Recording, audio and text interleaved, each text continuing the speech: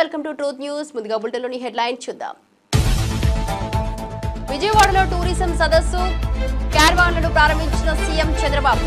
2 లక్షల కోట్ల రూపాయల పెట్టుబడులను ఆకర్షించడమే లక్ష్యం. బాబు రామ్దేవ్తో కలిసి క్యారవాన్లను ప్రారంభించిన సీఎం.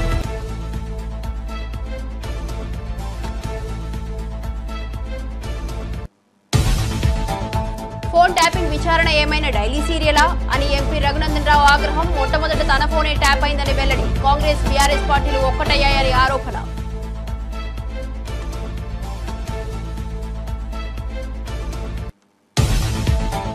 ఫోన్ ట్యాపింగ్ కేసులో సిట్ విచారణకు హాజరైన ఎంపీ కొండా విశ్వేశ్వరరెడ్డి. కేసీఆర్ కేటీఆర్లకు శిక్ష పడితేనే ఇలాంటివి పునరావృతం కాబోవని వ్యాఖ్య.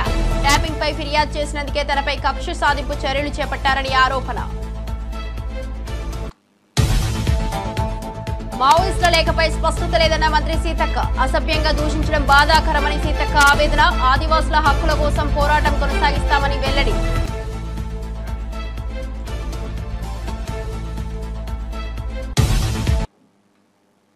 ఇక డీటెయిల్ చూస్తే విజయవాడలో జరిగిన టూరిజం కాన్క్లేవ్ కార్యక్రమంలో సీఎం చంద్రబాబు యోగా గురువు బాబా రామ్దేవ్ హాజరయ్యారు.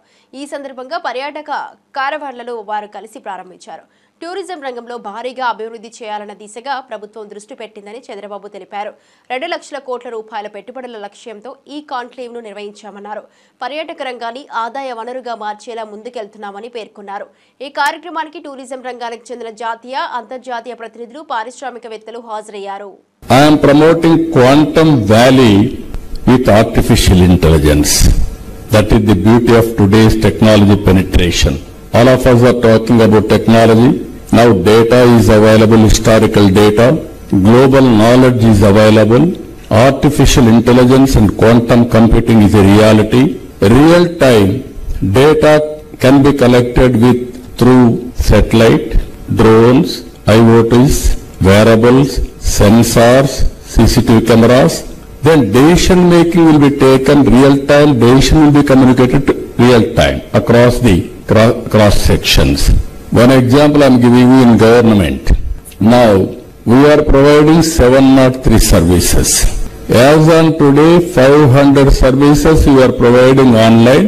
By August 15th of this year, all services will be provided online through WhatsApp governance. Nobody, no need to come to any. Even all investors, I am telling you, you do not come to office. You need not go to any office, any officer. Automatically, they have to clear. That is the system we are building. Now people are saying, with all these things we will lose jobs. Now how to create jobs? Only the way tourism is only the sector where we can create excellent jobs. I am promoting Quantum Valley with artificial intelligence. Revanth Reddy పాలనలో రాక్షసత్వపు తంతు కొనసాగుతుందని మాజీ MLA Chirumarthi Lingaiah మండిపడ్డారు. నల్గొండ జిల్లా నకరికల్ మండలంలోని మంగళపల్లికి చెందిన BRS కార్యకర్త కందికంటి నాగేంద్రబాబును అక్రమంగా అరెస్టు చేశారంటూ నకరికల్ పోలీస్ స్టేషన్ ముందు బీఆర్ఎస్ నేతలు నిరసనకు దిగారు. సోషల్ మీడియాలో పోస్టు పెట్టినందుకే అరెస్టు చేశారంటే ఇది గాంధేయ విలువలేనా అని ప్రశ్నించారు. తమ కార్యకర్తను వెంటనే విడుదల చేయాలని డిమాండ్ చేస్తూ అరెస్టు చేయడమే కాదు, ఊరిలోకి వస్తే చంపుతామని బెదిరిస్తున్న వారిపై కూడా చర్యలు తీసుకోవాలని కోరారు. పోలీసుల పద్ధతి మార్చుకోకపోతే తీవ్ర పరిణామాలు ఎదురవుతాయని హెచ్చరించారు.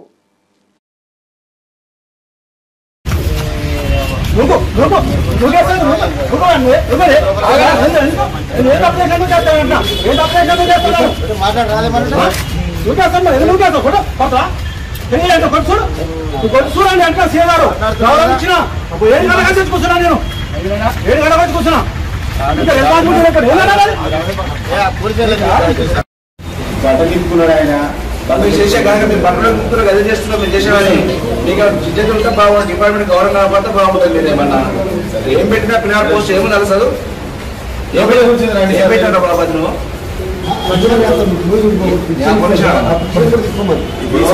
ఏం పెట్టాడు సోషల్ మీడియా ఏం పెట్టినా చనిపోయినప్పుడు 10,000 రూపాయలు ఇచ్చే బదులు బతుకున్నప్పుడు ఇల్లు కట్టిస్తే బాగుంటుంది అన్నాడు. ఎవరికేమో మాట అంటే నేనే ఇవ్వచ్చు 10,000, ఇంకోటి వచ్చు, ఇంకోటి ఎవరైనా ఇవ్వచ్చు. బతుకున్నప్పుడు ఇల్లు కట్టిస్తే బెటర్ ఉంటుంది. చచ్చిపోయిన 10,000 ఇస్తున్నా బతుకున్నప్పుడు సాయం చేస్తే బాగుంటుందా అన్నాడు. ఏం నొప్పి దానికి, ఏం బాధ అనిపిస్తుంది దానికి? ఆగమేఘం తీసుకొచ్చి హ్యాండిక్యాప్ పిల్లలు లొకేషన్ చూసి పట్టుకున్నాను. ఏం ఎంక్వైరీ మీరు చేయవలసిన ఎంక్వైరీ చేయాలంటే చేయరు. రైతుల మోటార్లు పైపులు ఎరగొట్టి పలగొడుతూనే మీరు ఎంక్వైరీ చేయరు, ఉల్టా వాళ్ళ మీద కేసులు చేస్తారు. కానీ మీరు పాప అంతా కూడగట్టుకుంటారు. 2 సంవత్సరాల లోపల ఆ పాపసిన ఆఫీస్ నుంచి బయట నెట్టేస్తారు. ఖచ్చితంగా మీకు మూల్యం చెల్లిస్తారు ప్రజలు. రేపు అధికారం వచ్చే రోజు కూడా ఇదే పరిస్థితి మీరు ఎదుర్కోవాల్సి వస్తుంది. ఇది మంచి సాంప్రదాయం కాదు. న్యాయ వ్యవస్థను కాపాడండి, ప్రజాస్వామ్యం ల్యాండ్ ఆర్డర్ని కాపాడాలి. కానీ చట్టపరంగా చట్టానికి విరుద్ధంగా మీరు మా పిల్లల మీద మా కార్యకర్తల మీద మీరు కేసులు కట్టుకుంటూ పోతే చూస్తూ ఊరుకోవడానికి సిద్ధంగా లేము. ఇప్పటికి 18 నెలలు అయ్యేది పోయేది గవర్నమెంట్ తోటి. ఇంతకంటే ఎక్కువ కట్టుకుంటారు, 2 కేసులు కట్టుకుంటాం. కానీ మేము కూడా ప్రజాక్షేత్రం మీ బట్టలు పీకే కార్యక్రమం చేస్తాం. మీ డిపార్ట్మెంట్ గౌరవిస్తున్నాం. మీరు దిగజారు చేస్తే మేము కూడా మీరు ఎక్కడి నుంచి చేయాలని మేము ఆలోచిస్తాం. ఎందుకంటే ప్రజాస్వామ్యంలో మాకున్న పద్ధతిలో న్యాయ వ్యవస్థ ద్వారా ఏ రకంగా ముందుకు పోతాం. కానీ అతిమీరి మీరు పనిచేయడం అనేది మంచిది కాదు. ఇప్పటికైనా మీరు పద్ధతి మార్చుకోవాలని చెప్పి రాజశేఖర్ సిఐ గారికి విజ్ఞప్తి చేస్తూ, పురాతన కాలంలో భార్యలు భర్తల రక్షణ కోసం దేవుళ్లను ప్రార్థించేవారని, కానీ ఇప్పుడు భార్యలే భర్తలను హత్య చేస్తున్నారని సీనియర్ కాంగ్రెస్ నేత వి హనుమంతరావు వ్యాఖ్యానించారు. హైదరాబాద్లో లివ్ ఇన్ రిలేషన్లు పెరుగుతున్నాయని, హైటెక్ సిటీ ప్రాంతంలో ఈ తప్పుడు సంస్కృతి తగ్గించాల్సిన అవసరం ఉందన్నారు. లివ్ ఇన్ హాస్టళ్లను పూర్తిగా మూసివేయాలని మంత్రి శ్రీధర్ బాబుకు లేఖ రాస్తానని తెలిపారు. ప్రేమంటే పెళ్లి చేసుకోవడం, కానీ తల్లిదండ్రులను జీవిత భాగస్వాములను చంపడం మానుకోవాలని, ఇలాంటి సంస్కృతి వ్యతిరేకంగా సమాజం గలమెత్తాలన్నారు. అయిన తర్వాత ఇక నీవు ఎమర్జెన్సీ గురించి మాట్లాడొద్దు అంటున్నా. మేము మాట్లాడుతున్నామా? గుజరాత్ లో ఎన్ని ఇన్సిడెంట్స్ జరిగినాయి ఆ రోజులలో. ఇదే నరేంద్ర మోడీ నాయకత్వంలో జరిగింది. కానీ కోర్టు తీర్పిచ్చిన తర్వాత మేమేమంటలేము. మీరెందుకే మాటికి ఎమర్జెన్సీ మాట్లాడతారు? ఇది కేవలం ప్రజల దృష్టి మళ్లించడానికి, కాంగ్రెస్ ను బదనాం చేయడానికి, సోనియా ఇందిరాగాంధీని అవమానపరచడానికే ఈ నాటకం నడుస్తుంది. ఇప్పటికన్నా బీజేపీ ఆర్ఎస్ఎస్ మిత్రులను కోరుతున్నా, ఈ ఎమర్జెన్సీ దుకాణం బంద్ చేయండి బాబు. మీ నాయకుడు అన్నాడా లేదా? హోమ్ మినిస్టర్ ఏమన్నాడు? రాజ్యాంగం రాసినటువంటి వ్యక్తి బాబాసాహెబ్ అంబేద్కర్ ను అవమానం చేసిందా లేదా? 6 సార్లు ఆయన పేరెత్తి మీరు దేవుణ్ణి జ్ఞాపకం చేస్తే స్వర్గానికి పోతారు, ఇదొక ఫ్యాషన్ అయిందన్నారు. ఏం మాట్లాడతారా బాబు? మీకు ప్రజల సమస్య తెలుసుకో. ఇవాళ అదే మా రాహుల్ గాంధీ గారు కన్యాకుమారి నుంచి కశ్మీర్ వరకు నడిచిన తర్వాత we come to the power, we'll conduct a caste census అన్నారు. 10 ఏళ్ళు ఉన్నాం, 3 సార్లు కలిసిన మా జనాభా ప్రాతిపదికంగా హైయెస్ట్ మా జనాభా ఉన్న దాని ప్రకారం మాకు ఒక సెపరేట్ మినిస్ట్రీ అన్నాం, ఇయ్యలే. అదే విధంగా నువ్వు ఇంకోటి ఏం చేసినావు? కులగన జరుపుకున్నావు, కులగన జరపలే. అదే రాహుల్ గాంధీ అన్నాడు, we come to the power, we'll conduct caste census. అంతతో ఆగలే. ఇట్ ఈస్ ఎక్స్రే అన్నాడు. కింది స్థాయిలో ప్రజలు ఏ విధంగా బతుకుతున్నారు దాని ప్రకారంగా వారికి న్యాయం జరగాలన్నారు. 90% ఉన్న జనానికి 10%లే ఎంజాయ్ చేస్తున్నారని కూడా చెప్పడం జరిగింది. కనుక ఈ ఎమర్జెన్సీ ఇష్యూను ఇప్పటితో ఆపుట్రా బాబు. టీడీపీ మేనిఫెస్టోకు గ్యారంటీ కార్డు ఇచ్చిన చంద్రబాబు యోగా డే రోజు చనిపోయిన వారికి కూడా సర్టిఫికేట్లు ఇచ్చారని ఎద్దేవా చేశారు. వైఎస్ఆర్సీపీ నేత గుడివాడ అమర్నాథ్ అనకాపల్లి జిల్లాలో ఆయన మాట్లాడుతూ చంద్రబాబు మాటలని అబద్దాలేనన్నారు. ప్రజలను మోసం చేయడం చంద్రబాబు ప్రత్యేకతగా మారిందన్నారు. గ్యారంటీ కార్డుతో ప్రజలను మోసం చేయాలని చూస్తున్నారని విమర్శించారు. ఈ హామీలను అమలు చేయడం అసాధ్యమని తమ పార్టీ ఎన్నికల ముందు నుంచే చెబుతోందన్నారు. ప్రజలు మళ్లీ చంద్రబాబుకు నమ్మకమివ్వరని వ్యాఖ్యానించారు. రాష్ట్రంలో ఉన్నటువంటి ఓటర్స్ ఎవరైతే ఉన్నారో వారందరికీ కూడా మెసేజ్లు పంపించి మీకు సంవత్సరానికి ఎంత వస్తుంది, 5 సంవత్సరాలకి ఎంత వస్తుంది, ఇది చంద్రబాబు నాయుడు గారు షూరిటీ, ఇది మీ అందరికీ గ్యారంటీ అని చెప్పినటువంటి మాటలు. దీనికి గ్యారంటీ కార్డు కూడా ఉందండోయ్. ఇగో ఈ గ్యారంటీ కార్డు మనం ఏ కుక్కర్ కొనుక్కుంటేనో, లేకపోతే ఫ్రిడ్జ్ కొనుక్కుంటేనో, లేకపోతే ఏసీ కొంటే ఎలాగైతే ఈ వారంటీ గ్యారంటీ కార్డులు ఇస్తారో, చంద్రబాబు నాయుడు గారు ప్రభుత్వం వస్తే ఆయనకు ఓటేసి అధికారం ఇస్తే ఇది గ్యారంటీ కార్డు. ఇవి కూడా ఇచ్చారు ప్రజలకి. ఉదాహరణకి దీని మీద కూడా క్యూఆర్ కోడ్ ఉంది. పెద్దలు ఎన్టీ రామారావు గారు, అచ్చెన్నాయుడు గారు, అప్పట్లో రాష్ట్ర అధ్యక్షుడు అనుకుంటా, బాబు లోకేష్ బాబు, పక్కన చంద్రబాబు. ఇందులో ఉదాహరణకి మౌనిక అని చెప్పి ఒక అమ్మాయి, రాజంపేట నియోజకవర్గం. ఈ అమ్మాయికి ఇచ్చినటువంటి గ్యారంటీ కార్డు ఇది. ఇలా రాష్ట్రంలో ఎవరైతే నమ్మి నిజంగా మాకు వస్తాయని చెప్పి ఆశపడినటువంటి వారు, లేకపోతే వారికి ఓటేసినటువంటి వారు, వారిని నమ్మినటువంటి వారు, వారందరికీ ఇచ్చినటువంటి ఈ గ్యారంటీ కార్డు. ఇందులో కూడా 5 కోట్ల ఆంధ్రుల భవిష్యత్తుకు గ్యారంటీ ఇస్తూ తెలుగుదేశం పార్టీ హామీలుగా ఇస్తున్న పథకాలు మహాశక్తి, యోగలం, అన్నదాత, ఇంటింటికి నీరు, బీసీలకి రక్షణ చట్టం, పూర్ టు రిచ్, ఇవన్నీ కూడా దీంట్లో ఈ కార్డు మీద కలర్ఫుల్గా ఉంటుందని చెప్పి మెన్షన్ చేస్తూ ఇచ్చినటువంటి గ్యారంటీ కార్డు. దీని మీద రాసింది కూడా అదే, భవిష్యత్తుకు గ్యారంటీ కార్డు అని చెప్పి మెన్షన్ చేస్తూ వారి మేనిఫెస్టోలో భాగంగా ఇచ్చినటువంటి కార్డు. ఇవి పథకాలు. ఇగో ఇది కూడా బాగుందండి. బాబు షూరిటీ భవిష్యత్ గ్యారంటీ అభినందనలు. ఆల్రెడీ అభినందన తెలియజేస్తూ 2,40,000 రూపాయలు.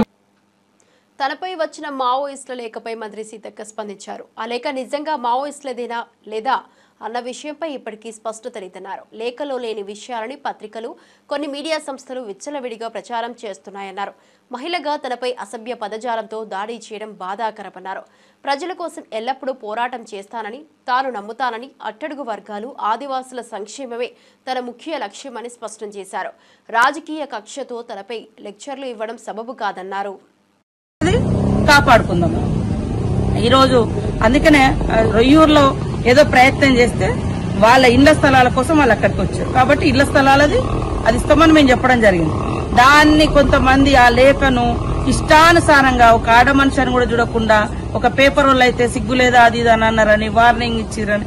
సరే, తప్పులు చేస్తే ఏదైనా ఉంటే సరి చేసుకోవడానికి సిద్ధంగా ఉన్నాం. ప్రజలు వార్నింగ్ ఇచ్చినా, ప్రజాప్రతినిధులు వార్నింగ్ ఇచ్చినా స్వీకరిస్తాం. ప్రజల కోసం మా పనితనాన్ని మెరుగుపరుచుకుంటాం.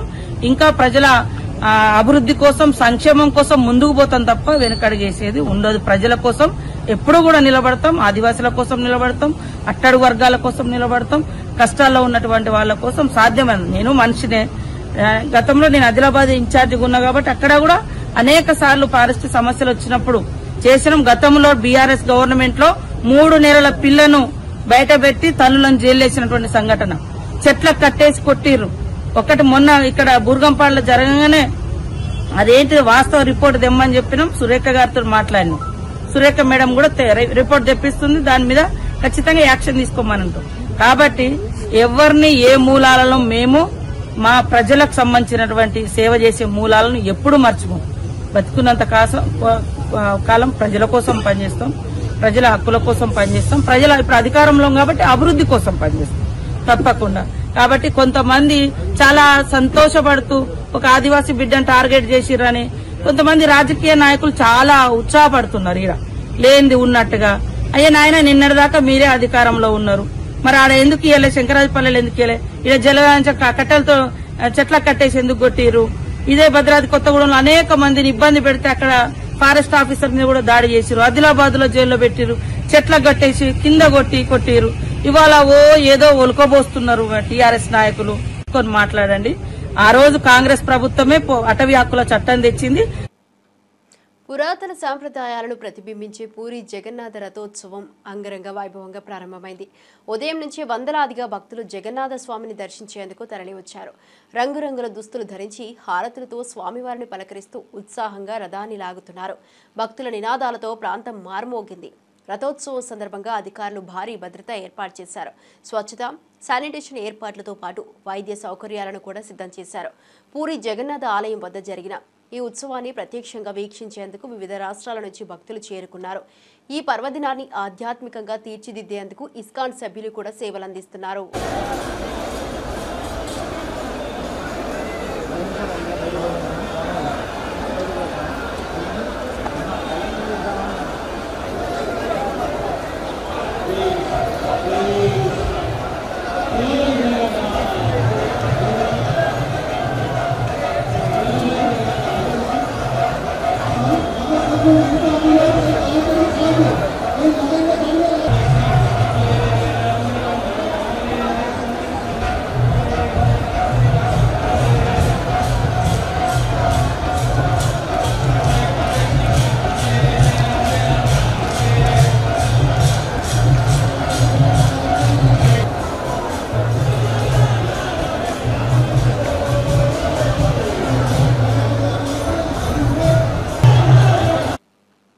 అబద్ధాల ప్రచారంలో చంద్రబాబును మించిన వారే లేరన్నారు వైఎస్ఆర్సీపీ కోఆర్డినేటర్ సజ్జల రామకృష్ణారెడ్డి.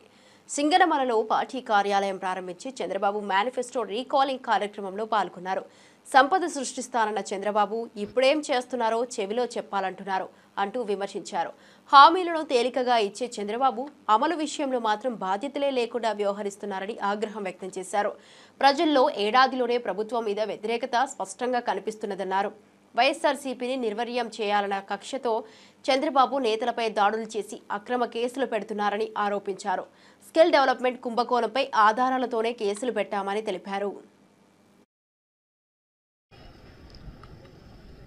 అలాగే ఎంత బాకీ పడ్డాడో లాస్ట్ ఇయర్ ఆయన గత సంవత్సరంగా అది కూడా వాళ్ళ లెక్కలు వేసుకోవడానికి కూడా ఒక ఫార్మాట్ దాంట్లో పట్టి పెట్టి ఒక క్యాంపెయిన్ ప్రారంభమైంది. ఆల్రెడీ మన అధ్యక్షులు మన ప్రియతమ నాయకుడు జగన్మోహన్ రెడ్డి గారు ప్రారంభించారు, మీరు చూశారు కూడా. అందులో భాగంగా ఉమ్మడి అనంతపురం జిల్లాలో కూడా ఈరోజు అది లాంచ్ చేస్తున్నాం. ఆ కార్యక్రమం కూడా ఇక్కడ ఉంది. అదొక మంచి సందర్భం. సో ఈ సందర్భంగా ఇక్కడ మీరందరూ వచ్చారు. ఏం మాట్లాడాలంటే నిజంగా అర్థం కావడం లేదు. ఎందుకంటే గతంలో మనం ప్రభుత్వంలో ఉన్నప్పుడు 5 ఏళ్ల పాటు 19 నుంచి 24 వరకు జగన్మోహన్ రెడ్డి గారు ఏమేం చేశారో చిట్టా విప్పి చదవాలంటే రోజంతా సరిపోయేది కాదు. ఇప్పుడు చంద్రబాబు నాయుడు ఏమేం చేయలేదు, అలాగే ఎలా మోసాలు చేశాడు, ఎంత దుర్మార్గంగా వ్యవహరిస్తున్నాడు, వ్యవస్థలన్నింటినీ ఎట్లా భ్రష్టు పట్టించారు, ఇవి చెప్తూ పోవాలంటే బహుశా వారమైనా సరిపోయట్లేదు. జగన్మోహన్ రెడ్డి గారు 10 ఏళ్ళు 15 ఏళ్ళు ముందుకు తీసుకెళ్తే 5 ఏళ్లలో ఒకేసారి 15 ఏళ్ళు వెనక్కు సంవత్సరంలోనే తీసుకెళ్లగలిగిన ఘనత చంద్రబాబు నాయుడు సాధించినాడు. ఆ రకంగా రికార్డ్ అయింది. ఇది గిన్నీస్ బుక్లో ఎక్కించవచ్చు కావాలంటే. బహుశా ప్రపంచ చరిత్రలో ఎవ్వరూ కూడా ఒక్కటంటే ఒక్కటి కూడా సరిగా అమలు చేయకుండా, ఒకటంటే ఒకటే ఎందుకంటే పెన్షన్తో సహా ఆయన రాగానే పెన్షన్ ఇచ్చాడు. ఫోన్ ట్యాపింగ్ వ్యవహారంలో తన ఫోన్తో పాటు తన భార్య ఫోన్ను కూడా ట్యాప్ చేశారని మాజీ ఎంపీ కొండా విశ్వేశ్వరరెడ్డి ఆరోపించారు. బెదిరింపుల కారణంగా 2 వారాలు బెంగళూరుకు పారిపోయి హోటల్లో తలదాచుకున్నానన్నారు. ఫోన్ ట్యాపింగ్ కేసులో కేసీఆర్, కేటీఆర్ పాత్రపై చర్యలు తీసుకోవాలని డిమాండ్ చేశారు. ఇది టెక్నికల్ కేసు కాదని రాజ్యాంగ విలువలకు వ్యతిరేకంగా జరిగిన కుట్రగా పేర్కొన్నారు. ఈ అంశాన్ని పార్లమెంటులో ప్రస్తావించి దేశ ప్రజలకు నిజాలు వెల్లడిస్తానన్నారు. ట్యాపింగ్లో పాల్గొన్న వారిని వదిలిపెట్టకూడదని, కఠినమైన శిక్షలే విధించాలని స్పష్టం చేశారు.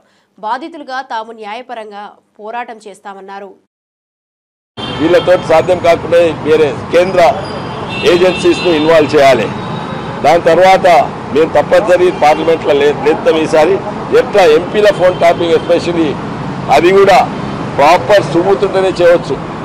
ఎంపీలకు ప్రత్యేకంగా 2019లో నేను ఎంపీ ఉన్నప్పుడు నేను ట్యాప్ చేసినప్పుడు తర్వాత అది ఎక్కడ ఆగిందంటే సుబూత్ ఎక్కడ ట్రైల్ ఎండ్స్ హియర్ అంటారు కదా, trail ended at home secretary. ఎందుకంటే హోమ్ సెక్రటరీయే బై ద వే నేను ఇప్పుడు చెప్తున్నాయన్నీ కూడా ఆర్డినరీ ఫోన్ కాల్స్, మన పెగాసిస్ వాట్సాప్ సిగ్నల్ కాదు, ఆ ట్యాపింగ్ వే అవి. ఇంకా ఆ సుబూట్లు నాకు చూపెట్టలేదు. వాళ్ళు పెగాసిస్ కొన్నరా లేదా అని అడిగితే వాళ్ళు నాకు సమాధానం ఇవ్వలేదు. ఎందుకంటే వాళ్ళు నన్ను ఇంటరాగేట్ చేస్తుంది, ఇవ్వలేదు. ఆ పెగాసిస్ గురించి మాట్లాడతలేను, వాట్సాప్ కాల్స్ గురించి మాట్లాడతాను, సిగ్నల్ కాల్స్ గురించి, నార్మల్ ఫోన్స్ గురించే మాట్లాడుతున్నాను. సో ట్రైల్ ఎండ్స్ హియర్ అంటే ఇక్కడ హోమ్ సెక్రటరీ దగ్గర, అక్కడి నుంచి ప్రభాకర్ రావు కనెక్ట్ చేయాలి, ప్రభాకర్ రావు నుంచి కేసీఆర్ కొడుకు కనెక్షన్ చేయాలి. అది సుబూట్లు ఎట్లా వస్తాయి? సర్కమ్స్టాన్షియస్ ఎవిడెన్స్లో కూడా సెంటెన్స్ చేయవచ్చా? ఇవన్నీ కూడా కోర్టులు తెరవాలి. కానీ ఇవి అయిపోయే వరకు తెలంగాణ ప్రజలు ఊరుకున్నారు. ఈ ఓడగొట్టి మీ దరిద్రం అయితే పోయింది తెలంగాణ నుంచి, ఈ కుటుంబ పాలన అయితే పోయింది తెలంగాణ నుంచి. కానీ వీళ్లకు నిజమైన రేపు కూడా ఇటువంటి జరగొద్దు. ముఖ్యంగా ఈ రీజనల్ పార్టీస్ వల్ల ఇట్లనే ఉంటాయి కుటుంబ పాలనలు. సూర్యాపేట జిల్లా పాలకీడు మండలం జాన్ బహాడ్ ఎత్తిపోతల పథకాన్ని మంత్రి ఉత్తమ్ కుమార్ రెడ్డి పరిశీలించారు. ఈ సందర్భంగా ఆయన మాట్లాడుతూ గోదావరి నదిపై ప్రాజెక్టులను గతంలోనే పూర్తి చేసి ఉంటే బనకచెర్ల వివాదం వచ్చేది కాదన్నారు. ప్రాజెక్టుల ప్రణాళికలో తప్పిదాలు చేసి రైతులకు నీటిని అందించలేకపోయినా దురదృష్టకర పాలన బీఆర్ఎస్ ప్రభుత్వానికి ఉండిందని అన్నారు. కాంగ్రెస్ ప్రభుత్వం అధికారంలోకి వచ్చిన తర్వాత సాగునీటి ప్రాజెక్టులకు ప్రాధాన్యతనిస్తూ రైతులకు న్యాయం చేయడానికి కృషి చేస్తున్నామన్నారు. సాగునీటి ప్రాజెక్టుల పనులను వేగవంతం చేసి రైతుల భూములకు నీరందేలా ప్రణాళికలు రూపొందిస్తున్నామని మంత్రి ఉత్తమ్ తెలిపారు. మేమున్న ఈ 2 పంటల్లో ఖరీఫ్, రబీ, ఓకే, వానాకాలం, యాసంగి 2 పంటలు కలిపి తెలంగాణ రాష్ట్రంలో 281 లక్షల మెట్రిక్ టన్నుల వరి ధాన్యం పండించారు. అఫీషియల్ గా భారత ప్రభుత్వం, కేంద్ర ప్రభుత్వం Telangana is number 1 paddy producing state in the country అని వాళ్ళు ప్రకటన కూడా చేశారు. ఓకే, ఇది తెలంగాణ 10 ఏళ్లు వాళ్ళు ఉన్నప్పుడు కాలే, ఉమ్మడి ఆంధ్రప్రదేశ్ లో కూడా కాలే. ఉమ్మడి ఆంధ్రప్రదేశ్ లో 23 జిల్లాల కంటే ఎక్కువ, గత 10 ఏళ్లలో బీఆర్ఎస్ ప్రభుత్వం కంటే ఎక్కువ ఈ వానాకాలం, యాసంగి పంటలు కలిపి మేం ప్రభుత్వం వచ్చిన తర్వాత 281 లక్షల మెట్రిక్ టన్నుల వరి ధాన్యం పండించి రైతులందరికీ మేలు చేసిన ఘనత మా ప్రభుత్వానికి దక్కింది. అదేవిధంగా నిన్న మొన్న మీరు చూసినారు 9,000 కోట్ల రూపాయలు రైతులకి నేరుగా వారి అకౌంట్ లో రైతు భరోసా కింద కూడా ఇవ్వడం జరిగింది. 12,000 ఎకరాల చొప్పున ప్రతి పంటకి 6,000 ఎకరాల చొప్పున మా ప్రభుత్వం జమ చేసిన విషయం కూడా మీరు అందరికీ గమనించారు. ఇప్పుడు కృష్ణా గోదావరి నదీ జలాల విషయానికి వస్తే అసలు గోదావరి నదీ జలాల్లో అసలు ఈ బనకచర్ల వివాదం ఈ ప్రసక్తే ఉండకపోయేది. గతంలో గోదావరి నదిపై ఉన్న అన్ని ప్రాజెక్టులని టీఆర్ఎస్ ప్రభుత్వం పూర్తి చేసి ఉంటే, దేవాదుల పూర్తి చేసి ఉంటే. ప్రఖ్యాత వైద్యుడు డాక్టర్ భూమిరెడ్డి మృతి పట్ల తెలంగాణ ఎమ్మెల్సీ కల్వకుంట్ల కవిత పరామర్శ తెలిపారు. ఇటీవల భూమిరెడ్డి కుటుంబ సభ్యులను ఆమె కలిసి ఓదార్చారు. భారతదేశపు తొలి ప్రధాని జవహర్ లాల్ నెహ్రూకు ఎయిమ్స్ ఆసుపత్రిలో చికిత్స చేసిన ఘనత డాక్టర్ భూమిరెడ్డికి ఉందని గుర్తు చేశారు. అంతటి సేవలందించిన భూమిరెడ్డికి పద్మశ్రీ లాంటి గౌరవం రావాల్సిన అవసరం ఉందని అభిప్రాయపడ్డారు. ఈ విషయంపై కేంద్ర మంత్రి బండి సంజయ్ చొరవ తీసుకుని కేంద్రానికి విజ్ఞప్తి చేశారు. అలాంటి ఘనత గల వ్యక్తిని గుర్తించి రాష్ట్రం తరపున గౌరవించడం సముచితమని పేర్కొన్నారు.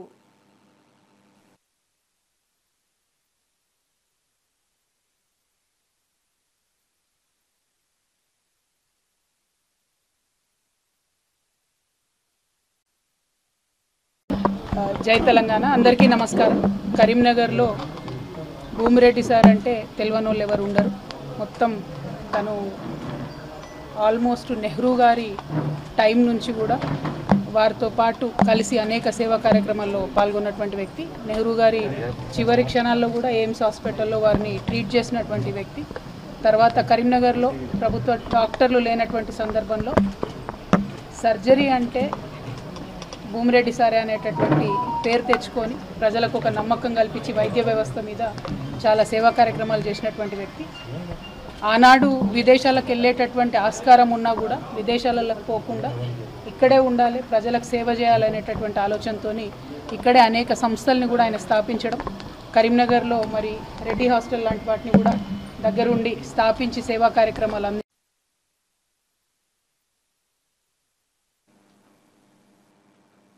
ఫోన్ ట్యాపింగ్ కేసులో తొలి బాధితుడిగా తానే ఉన్నానని, అయితే ఇప్పటికీ విచారణకు ఎందుకు పిలవడం లేదని ఎంపీ రఘునందన్ రావు ప్రశ్నించారు. విచారణ వాస్తవానికి డైలీ సీరియల్లా మారిందని తీవ్రంగా విమర్శించారు. చిత్తశుద్ధి ఉంటే పూర్వ ఐపీఎస్ అధికారి ప్రభాకర్ రావును ఇప్పటికీ అరెస్టు చేయకపోవడం ఎందుకని నిలదీశారు. ఈ విచారణ గాంధీ భవన్ పంచాయతీలా మారిందని, కాంగ్రెస్ బీఆర్ఎస్ మధ్య అర్థవంతమైన మంతనాలకు ఇది ఉదాహరణగా నిలుస్తుందని అన్నారు. కాళేశ్వరం ప్రాజెక్టు వ్యవహారం, ఫోన్ ట్యాపింగ్ కేసు 2 ములాఖత్ రాజకీయాల ప్రూఫ్లని రఘునందన్ ఆరోపించారు. సిట్ విచారణలో గాడిద గుడ్డు తప్ప ఎలాంటి చర్యలు కనిపించవని కూడా ఎద్దేవా చేశారు. అయ్యా ఇంటెలిజెన్స్ పోలీసులు జర గట్టిగానే ఉండ్రి. ఏం జరుగుతుంది? ఎప్పుడు స్టార్ట్ అయింది టెలిఫోన్ ట్యాపింగ్? బయటికి ఎప్పుడు వచ్చింది? ఏడ మొదలైంది పంచాయతీ? ఈ రాష్ట్రంలో దుబ్బాకలో ఉప ఎన్నిక జరిగినప్పుడు పంచాయతీ మొదలైంది. ఉప ఎన్నిక జరుగుతున్నప్పుడు పోలీసులు మా ఫోన్లు వింటున్నారని నేను రోజు అప్పుడు ఉన్నటువంటి డీజీపీ కంప్లైంట్లు పెట్టినాను. ఎంత దుర్మార్గంగా పనిచేస్తుంది మీ సిట్ అంటే అక్కడనే కనబడతా ఉంది. గాంధీ భవన్లో పనిచేసే వాళ్ళకి ఇస్తారు, కాంగ్రెస్ పార్టీ సోషల్ మీడియాలోకి ఇస్తుంది సిట్ నోటీసులు. వాళ్ళందరినీ విచారణ చేస్తున్నాం, స్టేట్మెంట్ రాస్తున్నాం అని చెప్తారు. దుబ్బాక ఉప ఎన్నికల్లో పైసలు పట్టుకున్నామని చెప్పి నా కుటుంబ సభ్యుల్ని, సంబంధం లేని వ్యక్తుల్ని టెలిఫోన్లు ఎన్నుకుంటూ హరాస్ చేసిరని రఘునందన్ రావు అప్పుడున్నటువంటి డీజీపీకి 10 సార్లు కంప్లైంట్ ఇచ్చిండు. ఎన్నికలు అప్పుడు ఇచ్చిండు, ఎన్నికలు అయిపోయినాక ఇచ్చిండు, ఎమ్మెల్యేగా గెలిచిన తర్వాత కూడా వచ్చి అప్పుడున్నటువంటి డీజీపీకి ఇచ్చిండు ఉత్తరం. ఆడమైన ఉత్తరాలు స్పెషల్ ఇన్వెస్టిగేషన్ టీంకి చేరుతలేవా? అప్పుడున్నటువంటి డీజీలు గారా చీఫ్ సెక్రటరీ గారిని పిలిచిర్రు, స్పెషల్ సెక్రటరీ గారిని పిలిచిర్రు. ప్రభుత్వం చెప్తే చేసినాం, ప్రభాకర్ రావుని పట్టుకొచ్చినాక అందరినీ పట్టుకొస్తాం. ఇంకెన్ని రోజులు జరుగుతారు మీరు? విచారణ పేరిట టైంపాస్ ఎన్ని రోజులు కావాలి సిట్కి, కాంగ్రెస్ పెద్దలకి? హైదరాబాద్ లోయర్ ట్యాంక్ బండ్ నుంచి ప్రారంభమైన కుమ్మర్ల బోనాల జాతరకు మంత్రి పొన్నం ప్రభాకర్ ముఖ్య అతిథిగా హాజరయ్యారు. మట్టి కుండల బోనాలకు ఘటానికి పూజలు చేసి బోనాలను తలపై మూసి జాతర ప్రారంభించారు. కుమ్మర్ల వృత్తి రక్షణ కోసం గుజరాత్ తరహా శిక్షణ ఇప్పించేందుకు ప్రభుత్వ పథకం రూపొందుతుందని తెలిపారు. సాంకేతికత పెరిగేలా యాంత్రీకరణతో నైపుణ్య శిక్షణ అందిస్తామని చెప్పారు. జూలై 24 వరకు ఆషాఢ బోనాలు జరుగుతాయని, రాష్ట్ర ప్రజలకు అమ్మవారి ఆశీస్సులు ఉండాలని ఆకాంక్షించారు. భారత్ చైనా మధ్య సరిహద్దు ఉద్రిక్తలను తగ్గించేందుకు 4 అంశాల ప్రణాళికను ప్రతిపాదించినట్లు భారత రక్షణ శాఖ మంత్రి రాజ్నాథ్ సింగ్ తెలిపారు. చైనా పర్యటనలో భాగంగా షాంఘై సహకార సంస్థ సదస్సులో పాల్గొన్న ఆయన చైనా రక్షణ మంత్రి డాంగ్ జూన్తో సమావేశమయ్యారు. ఈ సందర్భంగా 2024 బలగాల ఉపసంహరణ, నిరంతర ఉద్రిక్త తగ్గింపు ప్రయత్నాలు, సరిహద్దుల గుర్తింపు లక్ష్యాలకు చర్యలు, ద్వైపాక్షిక విభేదాలను తొలగించే నిధుల వ్యవస్థ కొనసాగింపును సూచించారు. సమావేశం అనంతరం మానస సరోవరం యాత్రకు మార్గం స్పష్టమైందని ట్వీట్ చేశారు. సంబంధాలు సమస్యలు రాకుండా బాధ్యతగా వ్యవహరించాలని సూచించారు. తిరుమల శ్రీవారిని దర్శించుకునేందుకు పలువురు ప్రముఖులు చేరుకున్నారు. వీఐపీ బ్రేక్ సమయంలో శ్రీవారి ఆలయంలోకి ప్రవేశించి స్వామివారిని శ్రద్ధ భక్తులతో దర్శించారు. ఇక ఆలయ అధికారులు వారికి తీర్థ ప్రసాదాలు అందజేశారు. దర్శనం అనంతరం గర్భగుడి బయట కొద్దిసేపు మౌనంగా నిలబడి ప్రార్థనలు చేశారు. తిరుమలలో భక్తుల రద్దీ నేపథ్యంలో అధికారులు అన్ని ఏర్పాట్లు చేశారు. భక్తులకు ఎలాంటి ఇబ్బందులు లేకుండా శ్రీవారి సేవలో పాల్గొనడానికి అధికారులు ప్రత్యేక శ్రద్ధ తీసుకుంటున్నారు.